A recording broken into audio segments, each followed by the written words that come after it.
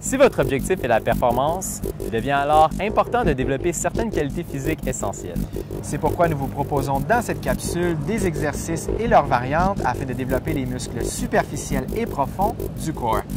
Vous pourrez de plus développer votre souplesse des chaînes faciales et musculaires, antérieures et postérieures. Deux qualités physiques essentielles se démarquent lorsque l'on souhaite performer à vélo. L'endurance des muscles posturaux, qui nous permet de demeurer en flexion thoracique et lombaire pour un temps prolongé, ainsi que la mobilité et la flexibilité de la chaîne postérieure. Ceci nous permettant d'adopter une position aérodynamique sans affecter négativement la puissance développée. Les 3 prochains exercices serviront justement à développer ces qualités. Dans cette version de la corde ondulatoire, on vise essentiellement le travail des muscles du corps ainsi que des muscles rotateurs internes et externes des épaules.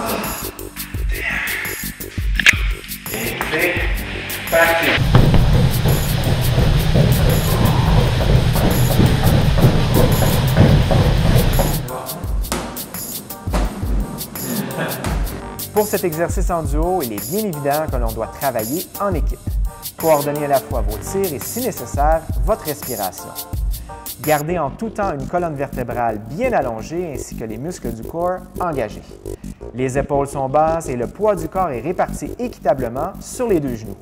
Coordination, équilibre, concentration et force sont de mise pour ce défi. Stabilisez vos épaules en ramenant vers le centre du tronc les muscles des omoplates. Vous pouvez également jouer entre flexion et extension cheville lors des transitions entre le chien inversé et le cobra. Pour l'ensemble du mouvement, favorisez la lenteur. Soyez donc à l'écoute de vos sensations pour une prise de conscience corporelle.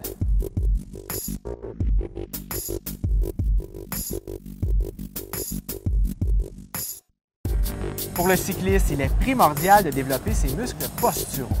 Ces derniers sont en effet responsables d'une posture optimale tout au long du trajet, et ce, malgré la fatigue accumulée. Il est également capital de développer puis de maintenir la flexibilité des chaînes antérieures et postérieures, tout comme celle des épaules. Une région du corps souvent tendue et compacte.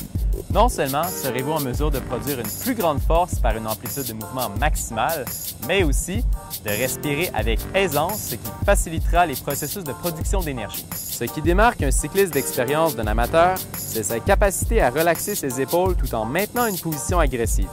Il lui sera ainsi possible de réduire la pression exercée sur ses mains.